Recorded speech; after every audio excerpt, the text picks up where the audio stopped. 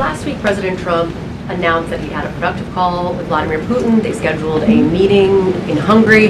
Since then, he has canceled the meeting and he has imposed sanctions on Russian oil companies. Can you talk about what changed that led to this dramatic shift, or even just what occurred in the last week that got us from point A to point B? Sure. Look, the president has always maintained that he would implement sanctions on Russia when he felt it was appropriate and necessary. And yesterday was that day. I think the president has also long expressed his frustration with Vladimir Putin and frankly both sides of this war.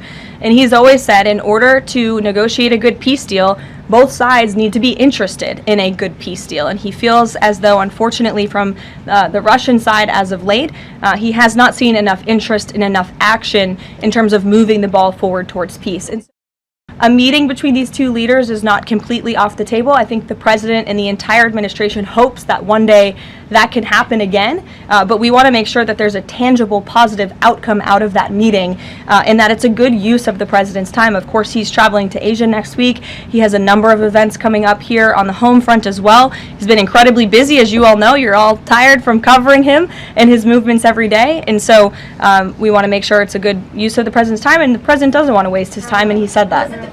All between the Secretary of State and Lavrov that led President Trump to believe that President Putin or the Russians did not want a peace deal. That was not the sole reason, no. I think the Secretary Rubio felt that was actually a productive call. But again, the president wants to make sure that a meeting between himself and President Putin will be a good use of his time. But what exactly led to President Trump not believing, after his call on Thursday, where he said he did think he wanted peace and wanted a peace deal, to believing that Russians were not? Again, the president wants to see action, not just talk. And I think the president is extremely motivated by the success of his peace deal in the Middle East to get things done.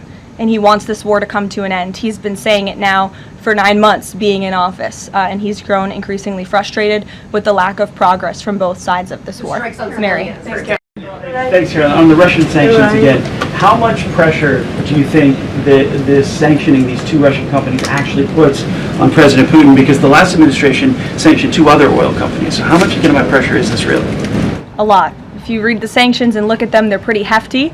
And I saw some international news out of China this morning that they're scaling back oil purchases from Russia. We know India has done the same at the request of the president. The president has also pushed European countries, our allies, to please stop their purchases of Russian oil as well. So it's full court press for sure, and we expect that these sanctions are going to do harm, as the Secretary of Treasury said yesterday. Thank you.